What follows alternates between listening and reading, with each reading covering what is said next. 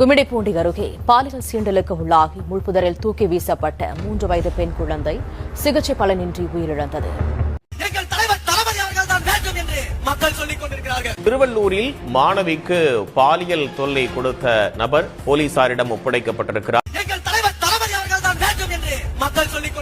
பூவிருந்தவள்ளி அருகே 7 வயது சிறுமிக்கு பாலியல் தொல்லை தந்த ஓட்டுநர் போக்சோவில் கைது செய்யப்பட்டிருக்கிறார். தாம்பரம் அடுத்த படப்பை அருகே 10 வயது சிறுமிக்கு பாலியல் தொந்தரவு கொடுக்கப்பட்ட சம்பவம் மேலும் அதிர்ச்சியை ஏற்படுத்தி இருக்கிறது. ஆட்சி அமைஞ்சதும் பெண்கள் பாதுகாப்பை 100% உறுதி செய்வோம். வெக்கங்கட்ட பெண்களா உங்களா நீங்களும் உங்களை எனக்கு ஆத்திரங்கள்